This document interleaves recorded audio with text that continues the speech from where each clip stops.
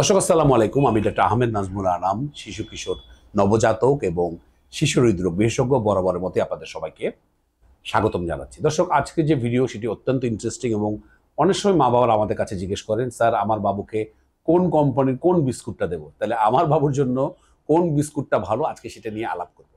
তো দর্শক, প্রথমে আলাপ করি যে বিস্কুট কি নিয়ে তৈরি হয়। সুতরাং এই ব্যাপারে খুবই ইম্পর্টেন্ট এটি, এবং আজকের ভিডিও জানার জন্য, বোঝার জন্য এই তথ্যগুলো খুবই জরুরি।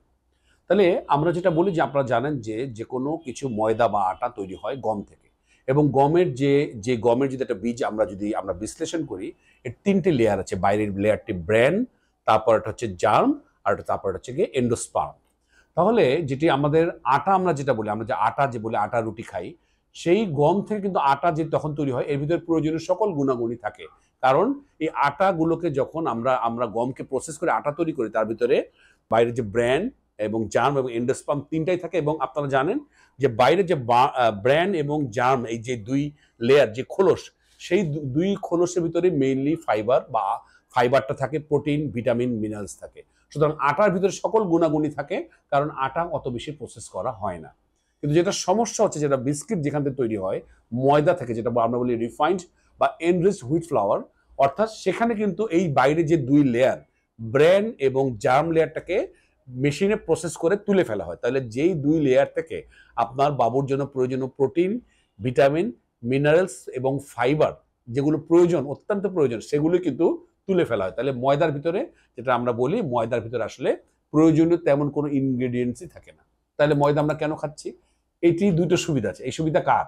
আমাদের একটা, আমাদের সুবিধা না, এটা পুরোটাই কোম্পানির সুবিধা। কি কারণ?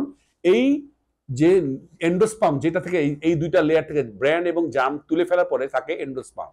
এই এন্ডোস্পার্ম থেকে তৈরি যে কোনো জিনিসের লঞ্জিভিটি, অর্থাৎ এর স্থায়িত্ব অনেক বেশি থাকে, যার ফলে এগুলো নষ্ট হয় না।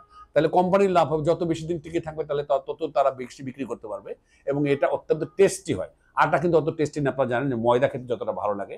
তাহলে এই ময়দা দিয়ে তৈরি যে কোনো কিছু অত্যন্ত টেস্টি, যেগুলো যত বেশি কনজিউমাররা কনজিউম করবে, খাবে, তত কোম্পানির লাভ হবে।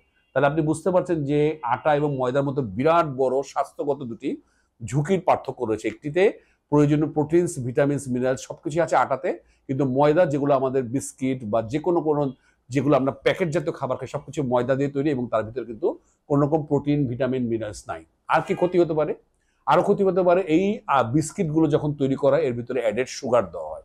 তাহলে এই অ্যাডেড সুগারগুলোতে আমাদেরকে আরো ওজন বাড়িয়ে দিতে এবং আমাদের স্বাস্থ্য ঝুঁকিতে ফেলে। আপনারা জানেন 2 বছরের নিচে আমরা বলি যে অ্যাডেড সুগারের দরকারই নেই।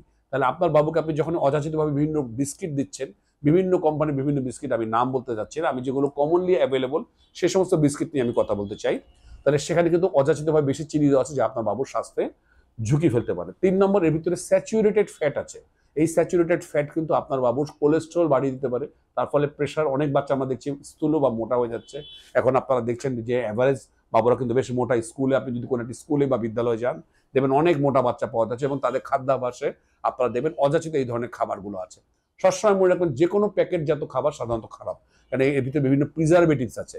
এর ভিতরে বেকিং সোডা থাকে, এই বিস্কিট বা এগুলোতে বেকিং সোডা দেওয়া হয়, যেগুলো বাবুদের স্বাস্থ্যকে মারাত্মক ঝুঁকিতে ফেলে দিতে পারে। এটা প্রসেসড ফুড, আপনি জানেন যে এর ভিতরে প্রিজারভেটিভ দিয়ে প্রসেস করা হয়, সুতরাং এটাও কিন্তু অত্যন্ত ক্ষতিকর।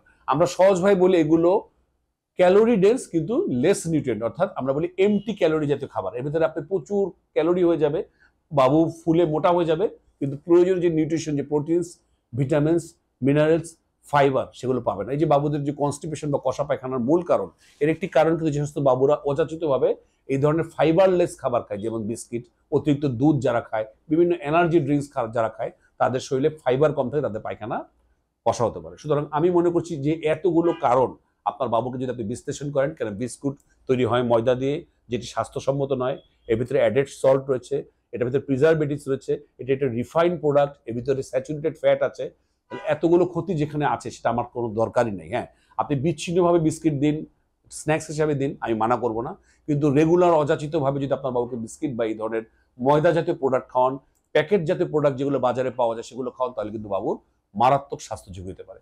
দর্শক, আপনার বাবুর খাদ্যাভ্যাসে আপনি ময়দা দিচ্ছেন কিনা সেটা আমাদের জানাতে পারেন। আজ এ পর্যন্তই। পরবর্তী নতুন কোনো টপিক নিয়ে আবারও হাজির হব। সেই পর্যন্ত বরাবরের মতোই আল্লাহ হাফেজ।